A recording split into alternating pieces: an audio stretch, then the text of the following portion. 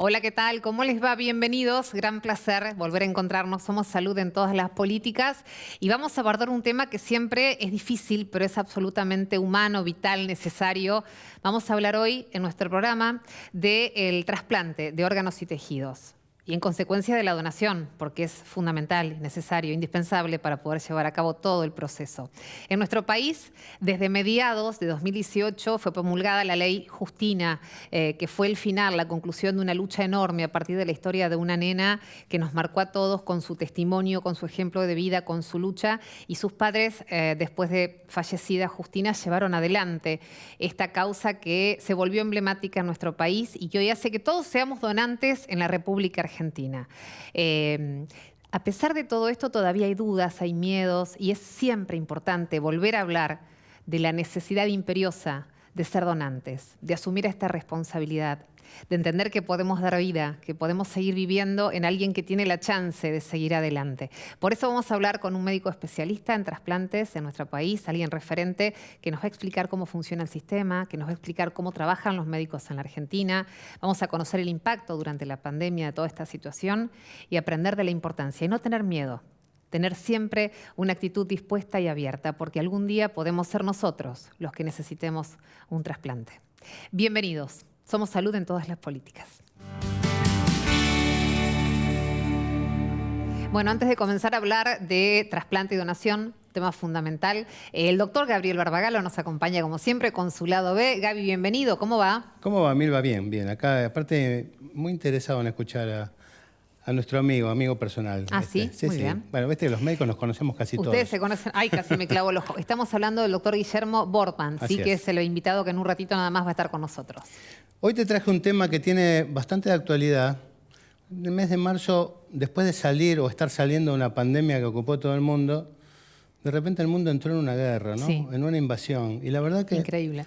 La verdad que uno no puede... Es como que se te cae un piano encima, ¿no? No podés salir del espanto. Si yo pudiese definir un estado personal, es uno no logra salir del espanto. Venimos de superar la pandemia, algo inédito en el mundo, algo que nos ha marcado para siempre, un antes y un después.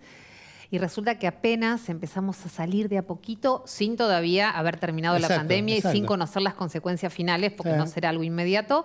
Resulta que comienza una invasión brutal con riesgo para todo el mundo. Sí, sí, por eso. Y quizás te quería comentar algunos aspectos relacionados a la salud que tiene la guerra. Porque uno generalmente se queda en los bombardeos, en los grandes mutilados, en el fuego, cosa que es verdad. Pero una guerra, desde el punto de vista sanitario, no es solamente eso. El primer tema que nosotros también lo vimos como riesgo durante la pandemia es el colapso del sistema sanitario. Sí, claro. Cuando vos tenés un montón de casos, los países tienen desarrollados y estructurados sus sistemas sanitarios para una cantidad de casos, y cuando te aparece un evento no previsto, una pandemia, una guerra, es probable que ese sistema colapse. Otro tema que también impacta directamente en la salud de las personas es el desplazamiento de grandes masas de personas y toda la problemática de los refugiados, con todo lo que eso implica, no solamente desde el punto de vista social, sino desde el punto de vista sanitario. Fíjate que cuando hay grandes movimientos de personas, hay un gran aumento o una mayor incidencia en enfermedades transmisibles. Esto se vio en todas las guerras y se va a ver también en estas circunstancias. Otro muy importante es el deterioro de la salud infantil. Sí. Los chicos que viven una guerra, si dure una semana o un mes, toda la vida van a hablar de esa guerra. En algún programa me acuerdo haber hablado de una frase que a mí me quedó siempre grabada de Rodolfo Rani, que él fue un chico que vivió la guerra en Italia, la Segunda Guerra Mundial, y él dijo, peor que una guerra es una vida de posguerra. Esa frase yo nunca me la pude olvidar. Y esos chicos quedan marcados para siempre, en su salud mental quedan marcados para siempre. Nosotros los trastornos del medio ambiente, algo que vos y yo venimos hablando en muchos de los lugares que compartimos, el medio ambiente se altera fuertemente cuando hay combates con armamento, en algunos aspectos con emisiones de no solo de dióxido de carbono, sino de elementos inflamables, e incluso, espero que no, de elementos atómicos, ¿no? De irradiaciones atómicas. Y lo otro que ocurre también es que a esos lugares no les llevan los insumos.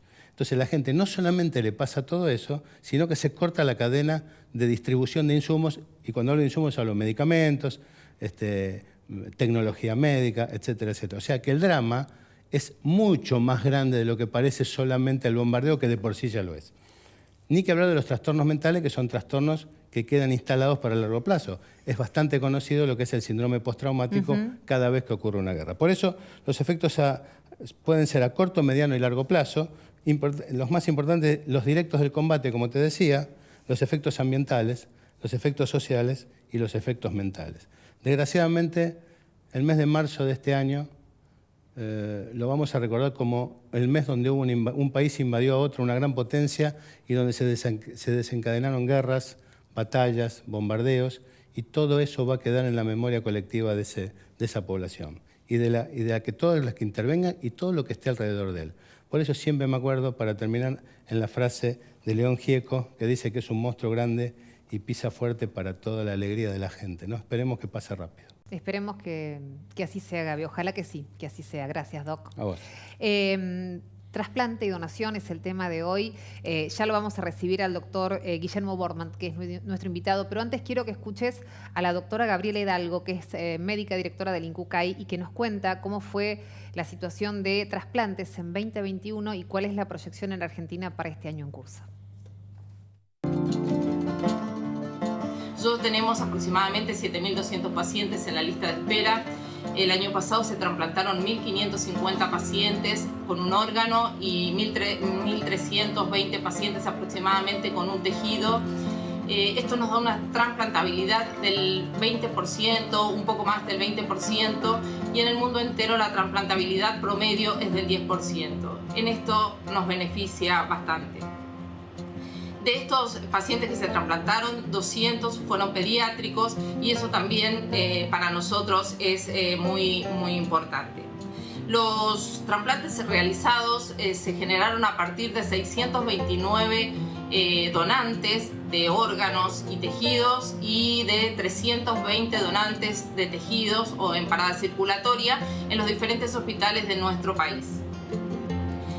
2 años que fueron extremadamente complejos para todos, pero también mucho más para el nivel sanitario, pero lo que se priorizó fue continuar con la actividad, y lo que vimos fue que en el último trimestre del 2021 se logró llegar a la actividad casi exactamente igual a la prepandemia. También pusimos en marcha el Plan Nacional de Córneas, y esto nos posibilitó a 90 días de puesto en marcha este plan que no hubiese pacientes pediátricos en la lista de espera, y que los que ingresan no esperen nada, se trasplantan en 24 o 48 horas, y que se disminuyera la lista de ciegos en un 75%, y disminuir el tiempo de la lista de espera de estos pacientes en esta situación a 90 días. También quiero decir que en cuanto a células, la República Argentina tuvo 71 donantes de células efectivos para pacientes argentinos y para pacientes extranjeros, y también 69 pacientes nuestros se trasplantaron con pacientes extranjeros, por lo cual pudimos realizar 105 trasplantes de pacientes no emparentados de médula ósea. Eso es un récord que no lo habíamos visto ni aún en prepandemia. Nuestra propuesta para este año es continuar trabajando con los hospitales, dentro de los hospitales, con las autoridades ministeriales para generar más donantes, y también que nuestros pacientes que necesiten un trasplante accedan a la lista de espera. Algún día podemos ser nosotros, nuestra madre, nuestro hijo, nuestro esposo, nuestro hermano, quien necesite un trasplante, ¿no? ¿Cómo no ser donantes entonces? ¿Cuál sería la razón para no serlo? ¿Qué hacer con una persona que lamentablemente por algún motivo ya no puede vivir más acá, ¿no? ¿Qué mejor que hacer que los órganos que están bien le permitan a otro continuar viviendo? Es maravilloso, es inapelable esa situación. Hay mucha gente que trabaja y muy seriamente en esto en la Argentina, y posiblemente la historia de Justina fue lo que hizo que legalmente se evolucionara en el tema y hoy seamos todos donantes. Quiero presentarte ahora sí al doctor Guillermo Bordman, que es médico especializado en cardiología y en trasplantes, es director médico de Boca y además es el autor de este libro recién publicadito, El trasplante, un modo de vida. Hola Doc, ¿cómo va? Bienvenido. ¿Cómo estás? ¿Cómo te va? Bien, gracias por venir a Salud en Todas las Políticas. Me permito leer una frase tuya del libro. Una segunda oportunidad siempre es una bendición. El poder intentarlo de nuevo cuando esto se debe a un trasplante, esa segunda oportunidad es para vivir, honrar a los nuestros y al donante anónimo. Es un resumen muy, muy importante de este título que llama la atención, Doc, que es un modo de vida. ¿Qué quiere decir eso? Bueno, en realidad no está dedicado a los trasplantados, sino está dedicado a mí. En realidad es un modo de vida porque toda mi vida me he dedicado médica a hacer trasplantes. Ajá. Entonces, no es un libro médico, no tiene nada que ver con la medicina el libro, es un libro de historias de lo que yo he vivido con cada situación en pacientes trasplantados, tanto acá en la Argentina como antes, cuando me formé en Estados Unidos. Y situaciones, algunas graciosas, algunas dolorosas, algunas... Simplemente es contar relatos, inclusive familiares, de situaciones inverosímiles que me han pasado a lo largo de estos 37 años haciendo trasplantes cardíacos y trasplantes intratoráxicos. ¿Y por qué decidiste especializarte en esto? 37 años, formación en el exterior. ¿Qué fue lo que te llevó a esta especialidad? Yo empecé a hacer la residencia en el Instituto de Cardiología del Hospital Español, que ya no existe más. Sí. Y conocí a un médico que se llama Carlos Noyek y que me dijo, antes de terminar la residencia, me dijo, mira, no te presentes como jefe de residente. Fíjate si podés, a ver si podemos desarrollar trasplantes acá. Yo te ayudo para que te vayas a formar a donde quiera. Entonces, en realidad, primero me fui al Sanatorio Güemes con René y con el maestro Sergio Perrone, que es probablemente el maestro de la trasplantología argentina, y que a veces lo vemos en Canal 7 hablando de COVID y demás. Sí. Y bueno, estuve un tiempo en el viejo Sanatorio Güemes y después me fui a la Universidad de Minnesota, a la Universidad de Pittsburgh, y empecé a hacer trasplantes intratoráxicos afuera, y una cosa llevó a la otra y terminó siendo una verdadera pasión.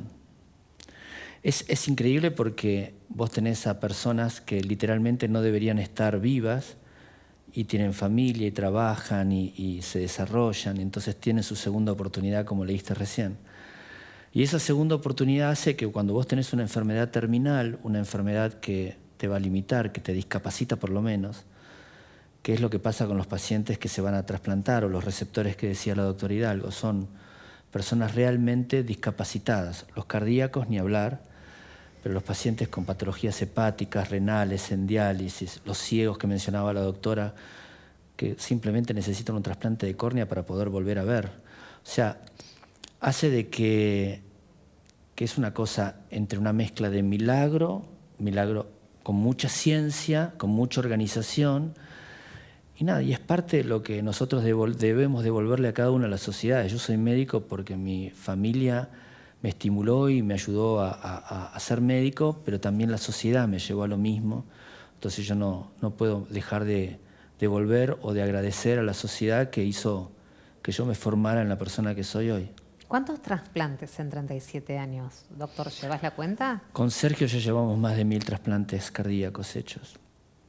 Porque Sergio Perrone terminó siendo socio mío en un montón de lados. Trasplantamos en Mendoza, de hecho, cuando hace 9 años trasplantamos a Roberto Sánchez juntos, al señor Sandro, en Mendoza con el doctor Claudio Burgos y con Juan Antonio Macei. O sea que hicimos muchos trasplantes en Formosa, en el Hospital de Alta Complejidad Médica de Formosa. Y bueno, mi base siempre es el sanatorio, inicialmente el Instituto de Cardiología del Hospital Español y ahora el Sanatorio Trinidad Mitre en los últimos 20, 22 años. Y cada trasplante es un desafío, cada trasplante, o sea, uno no se acostumbra a trasplantar. Perdón si es vulgar la pregunta, pero ¿uno se acostumbra a hacer eso o en cada intervención, por supuesto, está la responsabilidad de la vida de la persona que uno tiene, pero es tan impactante, quiero decir, doctor, lo que significa y lo que representa una ablación y un trasplante, que te lo pregunto a vos y al equipo de médicos, ¿no? ¿Cómo conviven con esa realidad de poder permitirle la continuidad de la vida a una persona? Me gustaría contestar eso. Hace muchos años atrás se planteó una historia en trasplantología de una chica que estaba en un centro psiquiátrico que se llamaba Cecilia Jubileo, sí, en el cual plantearon que habían robado los órganos, había desaparecido todo. Cada vez que se habla de robo de órganos o de ese tipo de cosas, la sociedad se retrae porque tiene miedo. Vos decís, ¿por qué no dejar o donar los órganos? Porque la sociedad tiene miedo, porque el desconocimiento da miedo, la sensación de no saber si hay muerte encefálica o no hay muerte encefálica da miedo. Y muchas veces somos nosotros mismos, los médicos, los que damos información no clara. Entonces, la retracción de la sociedad hace que disminuya la donación de órganos. Lo que pasó en la pandemia, que dijo la doctora Hidalgo, es absolutamente cierto. Ir a buscar un órgano a una provincia en medio del bloqueo para cruzar de una provincia a otra hacía de que nos encerraban en una habitación, nos hacían hisopado, aparte de ir a trasplantar, aparte de meternos en quirófano, aparte de ir a sacar los órganos que teníamos que sacar, teníamos que someternos al secuestro. Es una forma de decir, pero nada, es toda una recontra angustia hacerlo. Y lo que sentimos cada uno de nosotros es que estamos devolviendo a una persona joven, mujer, hombre, a una vida plena. O sea, de hecho, durante muchísimos años yo fui el director de los Juegos Mundiales de Trasplantados para representación de Argentina y he acompañado a las delegaciones a más de 10 Juegos Mundiales en distintas partes del planeta. Y una de las cosas más impactantes de esos, que me encantaría mostrártelo, es cuando terminan los Juegos, que es recontra competitivo, como unos Juegos Olímpicos, todos, el 100% de las delegaciones, incluyendo los ucranianos y los rusos, se agarran de las manos y damos toda una vuelta olímpica todo alrededor del estadio completo, todos agarrados de la mano. Y es tremendo, es emocionante, porque es toda gente que vos mirás ahí diciendo, esa gente tendría que estar bajo tierra. Y la realidad es que están más vivos que nunca. Y disfrutan esa segunda oportunidad. Entonces, cada vez que vos te metés en esa situación y ves una mujer joven que después va a ser mamá y los atendés por el resto de sus vidas. Claro. O sea, y seguís siendo, y si tiene un paradiso, una uña, te llaman, y si tiene una apendicitis, te llaman, porque sos el médico de cabecera para toda la vida, indefectiblemente. Bueno, volviendo al tema del libro, eso es lo que trato de expresar, es lo humano, la condición humana propia de lo que sienten los médicos, que no estamos relajados, en trabajar en pos del otro, del desconocido, del otro. Me preguntaron cuando llegué acá a este estudio si me llamaran y yo iría a la guerra a trabajar. Por supuesto, todos los médicos, lo único que queremos es tratar de ayudar al otro, por eso somos médicos. No es una profesión común. No, para nada. ¿Has trasplantado chicos también? Sí, he trasplantado, la más chiquitita que he trasplantado, Constanza Pacero. Constanza tenía 2 años y medio cuando la trasplanté. La trasplanté con el grupo de Mariano Iturralde en el Instituto de Cardiología, que tenía todo un grupo pediátrico atrás mío ayudándome con toda la recuperación posoperatoria. Seguramente en tu libro están las anécdotas, están los momentos más importantes, pero ¿hay algún trasplante o algunos trasplantes que particularmente quieras mencionar? ¿Algunas situaciones que has vivido que te han marcado en lo personal, que te han quebrado, que te han sorprendido? Las que más me quiebran son cuando vos trasplantás a un señor, a una señora y viene un chiquito y te tironea el pantalón y te dice, ¿va a vivir mi mamá, mi papá?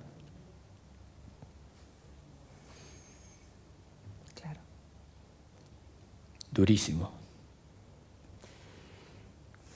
Y cuando eso no sale bien... Es que a veces no sale bien. Ya sé, claro, obvio. Un 10% de las veces no sale bien. ¿Y te hace mal cuando no sale bien? ¿Llorás? ¿O sabes que eso es parte de lo que te puede pasar? Como cuando... Sé que no somos Dios y que no garantizamos la vida eterna de nadie. Pero bueno. Sí, te quedás sin hablar. Sí, como yo ahora, que se supone que tengo que seguir preguntando y uno queda como congelado, ¿no? Ante esas cosas. Es admirable. En realidad, el trabajo de los médicos es admirable y quería, sí, perdona que te interrumpí, pero quería contarte esto del robo de órganos, que es tan complicado que la gente piensa. Para hacer un trasplante cardíaco yo necesito 60 personas. O sea, entre el personal, enfermería, kinesiólogos, instrumentadoras, cirujanos, cardiólogos, inmunosupresores, tipos, policía, aviones, pilotos de aviones para ir a buscar a Salta, Jujuy, a Río Gallego, donde sea un donante. En un tiempo determinado. En un tiempo máximo de 4 horas desde que está batiendo en un corazón, en un tórax, hasta que lo hago batir en el otro. Porque el donante tiene muerte encefálica, el corazón tiene que estar batiendo, tiene que estar en una unidad coronaria, no en una morgue. Entonces vamos a buscar nosotros mismos el corazón. Nosotros mismos lo paramos con una solución cardioplégica, lo ponemos en una heladera, nos vamos en el avioncito y tiene que estar batiendo en el receptor en no más de 4 horas, porque si no, no funciona. O sea, vas a Río Gallegos, que tenés 3 horas de viaje de avión y en 1 hora tenés que hacer todo. Entonces, 60 personas involucradas. ¿Cómo se hace para hacerlo ilegal? Porque aparte la persona tiene que salir caminando, porque si no sale caminando te denuncian también. Entonces, ¿cómo haces? No, no tiene ninguna lógica, doctor, ningún sentido, y está muy bien que lo hayas contado. Una breve pausa. Dale. Ya seguimos con vos. No te vayas, ya venimos.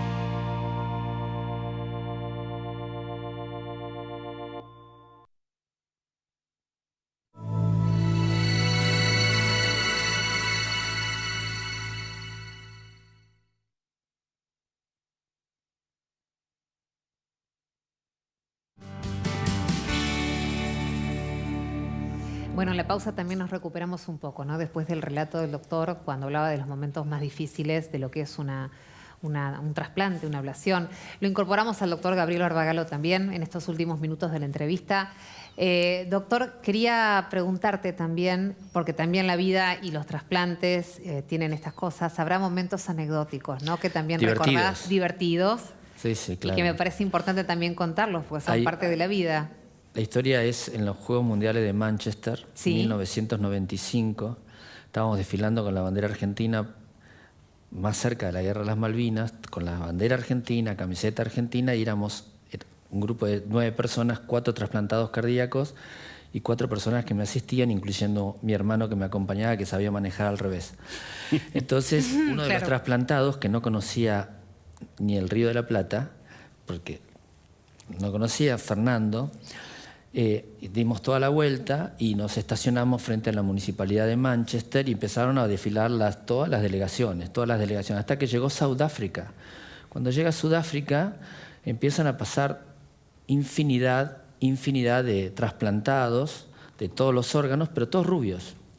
Ubíquense la edad, sí. 1995, apartheid. Entonces, todos rubios. Entonces, Fernando me pregunta, dice, escuchame una cosa, Guillermo, dice, ¿en Sudáfrica no hay negro? Y te digo, sí, el 85% de la población es negro. ¿Y dónde están? Y otro dice, adentro. Horrible, pero fue en ese momento espontáneo, porque la situación era que el apartheid también afectaba a eso. Sí, claro. De hecho, el primer trasplante cardíaco lo hace Barnard, en realidad lo hace con un médico que fue declarado médico cuando Mandela era presidente, que lo asistía y lo mantuvieron oculto todo el tiempo. Así que la situación es, por un lado, a esta altura risueña, pero era dramática, porque es muy dramática la situación de lo que vivía el mundo en ese momento, ¿no? Qué anécdota. Gaby, la última pregunta es tuya. Sí, dale. gracias. O reflexión, gracias. Lo que quieras. No, vos sabés que siempre nos plantamos en los trasplantados. Sí. Y yo siempre me quedo pensando, la familia del donante, ¿qué siente cuando sabe que hay un corazón latiendo que era el de su familiar? Eso seguramente lo escuchaste, Guille. En realidad nosotros tratamos de no conectar entre familia y donante por una cuestión de que a veces hay situaciones que son feas y hay situaciones que son maravillosas. De cualquier manera, os voy a hacer una reflexión de Juan Pablo II. Juan Pablo II, en el Congreso Mundial de Trasplante del 2000 en Roma, se paró delante de todos, se dijo, nosotros con la religión judía y la religión maometana no tenemos muchas cosas en común, pero hay una sola cosa que la tenemos claramente en común, que es el amor que significa la donación de órganos.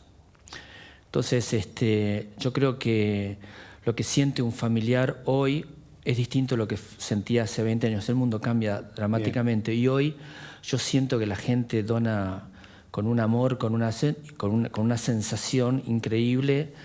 Y por otro lado, creo que uno debe siempre que respetar y agradecer a la familia donante, porque en definitiva lo que está haciendo es no dando una vida, sino dando un riñón a uno, un riñón al otro, un pulmón, otro pulmón, el corazón, córneas, páncreas. O sea, hay un montón de órganos que pueden servir para 6, 7 pacientes diferentes y es increíble.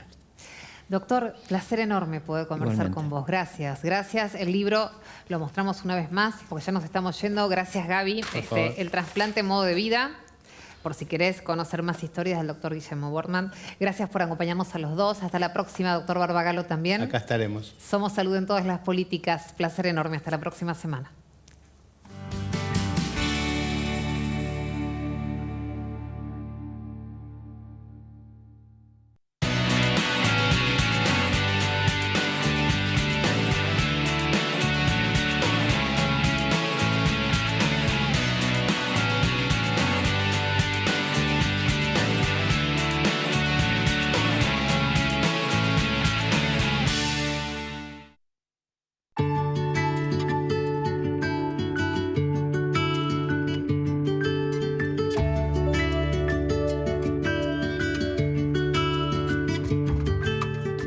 ANDAR, Obra Social de Viajantes Vendedores de la República Argentina. Planes de salud para empleados en relación de dependencia, monotributistas y particulares. Solicita un asesor comercial al 0810-345-0184.